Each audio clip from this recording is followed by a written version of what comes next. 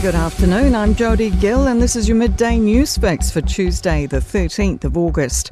The Prime Minister says ending a ban on gene technology outside the lab will let New Zealand catch up with the rest of the world. Legislation will be introduced to Parliament this year and a regulator will be established to manage potential health and environment risk. It'll be based on an Australian model. Chris Luxon says the long-standing ban has trapped New Zealand in the 1990s. It's sort of like having a 1996 Nokia phone in an iPhone world. And the reality is what we imagined this area was about in 1996 and in 2002. The technology advancements have been massive. Concern from the Prime Minister about the tens of thousands of young people currently out of work. The government's introducing new rules for those on the benefit and sanctions for those who don't follow them. Christopher Luxon says he's worried about the 12.8% of young people not currently in employment, education or training. He says the government's putting 4,000 more phone case managers in to help 18 to 24-year-olds look for work. We've got 2,100 extra community organisations plugged in with job support. And we've got to get these kids off welfare and into work. Kiwi Rail is cutting more than 60 roles, including in health and safety, although creating 21 new ones. Ethan Manera has details.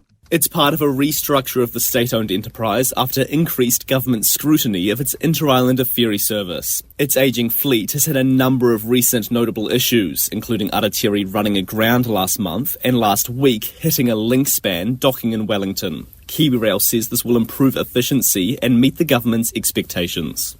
A man is due in court on a kidnapping charge after a suspected hostage situation in Nelson. Police say a 56-year-old was taken into custody just before 2 a.m. after a tense standoff lasting more than 15 hours. Blake Benny reports. Emergency services were first called to reports of a family harm-related incident at a Motueka Street home just after 10 a.m. yesterday. 2 people were able to safely leave the home late yesterday afternoon. Officers say the other person inside the address is safe and uninjured and all cordons have now been lifted. The police watchdog has found a dog handler was justified in kicking and punching a fleeing burglar in the head in Hastings last year. The handler recognised the burglar on the street and knew he reportedly carried weapons. During the following struggle, the suspect put the dog in a headlock and held it by the jaw. Jacob Jones reports. The officer used a punch to the head to break his grip on the dog, then kicked him in the head when he thought he saw a knife. The IPCA says the punches and kicks were justified in the extreme situation. It says the man was given adequate care before he was taken to hospital.